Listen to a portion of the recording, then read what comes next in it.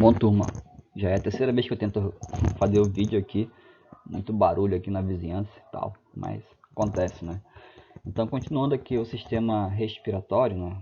Eu falei na última aula aí sobre as vias respiratórias, o percurso que o ar faz até chegar aos pulmões, tá? Então, agora nós iremos ver algumas informações sobre os pulmões e as trocas gasosas, tá? Primeiramente aqui sobre os pulmões.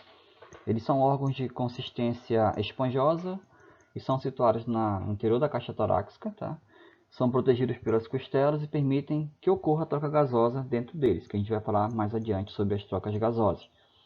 Então são órgãos esponjosos, tá? Então se um dia vocês tiverem a oportunidade de pegar em um pulmão, tá? Eu tive a oportunidade de pegar em um pulmão nas faculdades aí, que vocês vão fazer futuramente, se Deus quiser. Vocês irão perceber que os pulmões, apesar de serem órgãos grandes, tá? Eles são grandes, eles são leves, tá? Eles funcionam, eles parecem balões, tá? Eles vão se inflar de ar. Então eles são esponjosos, são leves, apesar de serem grandes, tá? Então esses pulmões, eles vão possuir, eles vão ser revestidos por uma estrutura chamada de pleura, tá? A pleura é uma membrana formada por duas camadas justapostas, tá? Então vamos ter duas pleuras, tá? Uma pleura mais interna, chamada de pleura visceral. Essa pleura vai entrar em contato com o pulmão, tá? Ele vai ficar em volta do pulmão aqui, dos dois pulmões. E vamos ter uma outra pleura, camada mais externa, tá? Chamada de pleura parietal, que vai entrar em contato com a parede da cavidade torácica, com as costelas, por exemplo, né? Então, qual é a função da pleura? Ela vai proteger o pulmão, tá? Quando o pulmão for se inflar, tá? Vai se encher de ar, e ele vai entrar em contato com as costelas. Então, para que o pulmão não sofra danos, né? Essa pleura vai ajudar a absorver um pouco desse impacto. Lembrando que, eu nem falei na realidade, entre a pleura visceral e a pleura parietal existe um líquido. Então, esse líquido aí vai ajudar a absorver um pouco esse impacto aí, quando o pulmão se expandir. Também pode acontecer de a pessoa sofrer um acidente, né? Se sofrer algum choque externo, e a pleura vai ajudar ali na proteção dos pulmões, tá? Devido a esse líquido que vai absorver um pouco esse impacto. Então aí nós temos essa situação aí relacionada às pleuras, que elas são muito importantes para a proteção dos nossos pulmões. Aqui nessa figura, só para relembrar na nossa última aula aí, nós temos aqui a traqueia com seus anéis cartilaginosos, tá? Traqueia. A traqueia vai se ramificar em brônquios, tá? Que são esses tubos aqui um pouco menores. E os brônquios vão se ramificar em bronquíolos, tá? Então aqui eu tenho os bronquíolos que ficam na ponta aqui dos brônquios, tá? E depois dos bronquíolos nós teremos os alvéolos. Nós já iremos falar sobre os alvéolos aqui, qual a função deles, tá? As palavras estão começando a ficar mais complicadas, né? Mas na biologia... Bom, continuando aqui, gente, nesse próximo slide aqui nós vamos falar sobre as trocas gasosas, tá? Que é como que ela acontece aqui no nosso organismo, né? Então vamos por partes, né? Cada bronquíolo, eu coloquei aqui no slide, que termina em um cacho de pequeníssimos sacos, né? Que lembram um cacho de uva, tá? Esses sacos, tá? Essas estruturas são chamadas de alvéolos pulmonares, que ficam dentro dos pulmões, tá? Então aqui, deixa eu colocar aqui o laserzinho, tá? Sumiu. Então aqui nessa figura, eu tenho aqui um bronquíolo, tá? E esse bronquíolo, na ponta de cada bronquíolo, eu vou ter aqui esses cachos, né? Que nós chamamos de alvéolos pulmonares, tá? Cada pulmão possui cerca de 150 milhões de alvéolos que são ricamente vascularizados. Então essa figura aqui também mostra os vasos sanguíneos aqui em torno dos alvéolos, tá?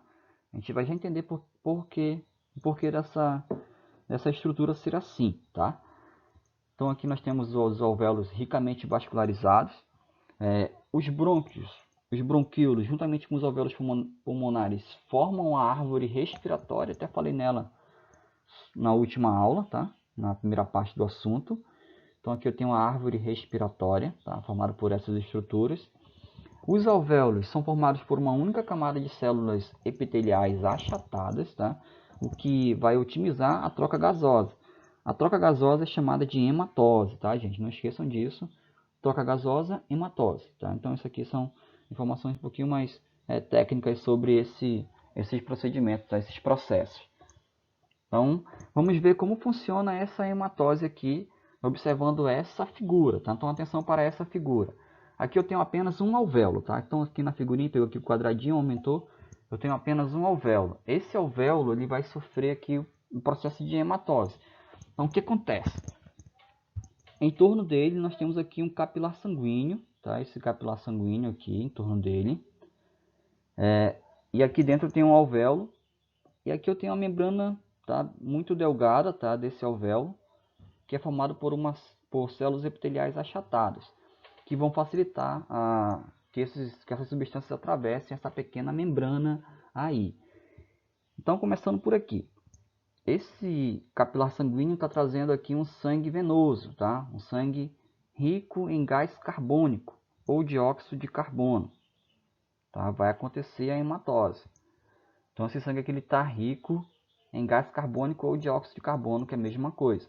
A pessoa respirou lá, ela inspirou, ela inflou os seus pulmões. Então os alvéolos ficaram cheios de ar, cheio de gás oxigênio também, tá? Então o pulmão ficou aqui cheio de gás oxigênio. O que vai acontecer? O gás carbônico vai sair dos capilares sanguíneos, vai atravessar essa membrana, essa parede muito delgada aqui do alvéolo, vai para dentro dos alvéolos, tá? O gás carbônico vai para dentro dos alvéolos e o gás oxigênio faz o caminho contrário, tá? Ele sai dos alvéolos e entra nos capilares sanguíneos, tá? Então isso aqui nós chamamos de hematose, a troca gasosa. Sai o gás carbônico, tá? do capilar sanguíneo e entra o gás oxigênio no capilar sanguíneo, tá? Então aqui acontece a transformação do sangue que antes era sangue venoso, um sangue rico em gás carbônico, e se transforma em sangue arterial, um sangue rico em gás oxigênio, um sangue com um vermelho bem mais vívido, tá?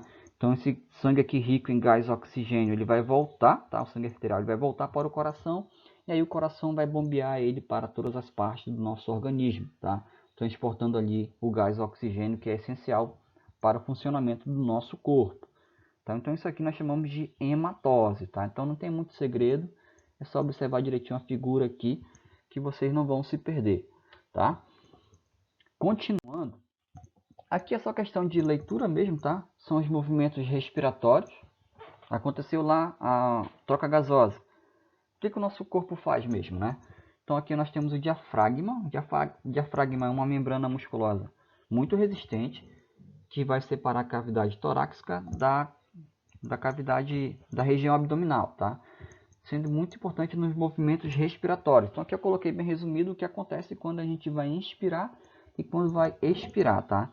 Na inspiração, os músculos intercostais, tá? São os músculos da costa, e o diafragma vão se contrair, tá? Quando eles se contraem, eles aumentam o volume da caixa torácica e diminuem a pressão dentro dos pulmões, tá? Quando diminui a pressão dentro dos pulmões, o ar entra, tá, pessoal? Então o ar vai entrar porque a pressão diminuiu. Isso aqui é física, tá? Então isso aqui diminuiu a pressão, então o ar vai entrar dentro dos pulmões, tá? Então ele vai se inflar aqui, cheio de ar. Na expiração é o processo contrário, tá? Os músculos intercostais e o diafragma vão relaxar, tá? Vai diminuir o volume da caixa torácica e vai aumentar a pressão. Diminui o volume, aumenta a pressão, então o ar tem que sair, tá? Então isso aqui acontece nos movimentos respiratórios aí, que nós realizamos muitas das vezes sem perceber, tá? Então nosso corpo realiza esses processos aí, é só analisar direitinho que vocês vão entender aí, não tem muito segredo, tá? Continuando, aqui vai ficar um pouquinho mais complexo, tá? Mas continua tranquilo. Tá? O transporte dos gases pelo sangue. Tá? Primeiramente, o gás oxigênio. Como que o gás oxigênio vai ser transportado pelo sangue? Os glóbulos vermelhos, que são as hemácias, tá? Ou os eritrócitos, eu não coloquei aqui, transportam o gás oxigênio que se combinam com a hemoglobina, que é uma proteína presente na membrana plasmática das hemácias, formando a oxihemoglobina. Pessoal, atenção aqui rapidinho, aqui eu tenho aqui uma hemoglobina, tá? Nós temos a hemoglobina. Temos o grupo M aqui, que é formado também por um átomo de ferro, tá? Então tem aqui um átomo de ferro. O gás oxigênio, ele vai se ligar essa região aí com um átomo de ferro. Aqui eu quero só contar uma curiosidade para vocês com relação às pessoas anêmicas, né? O que acontece com as pessoas anêmicas? As pessoas anêmicas, elas têm uma baixa quantidade de ferro no sangue, tá? Por isso que elas são pálidas, tá? Por isso que essas pessoas anêmicas, elas são menos resistentes, porque quando o gás oxigênio sai dos alvéolos, ele vai procurar uma região onde tenha o átomo de ferro para se ligar, tá? Formando ali a oxihemoglobina. Tá? Isso aqui fica na parede das hemácias, tá? Dos glóbulos vermelhos. Quando a pessoa é anêmica, ela tem problema nessa estrutura aqui, ela tem pouco ferro, tá? Então ela vai ter menos eficácia na hora de capturar aqui a molécula de gás oxigênio, tá? Então ela vai ter menos gás oxigênio sendo transportado por essas hemácias, tá? Em consequência, ela vai ter menos resistência, tá? O sangue vai ser menos vermelho, menos vívido, tá? E ela vai ter menos resistência também. Por isso que a pessoa anêmica, ela vai dar uma corridinha de 100 metros, 100 metros não, vou colocar 10 metros, tá?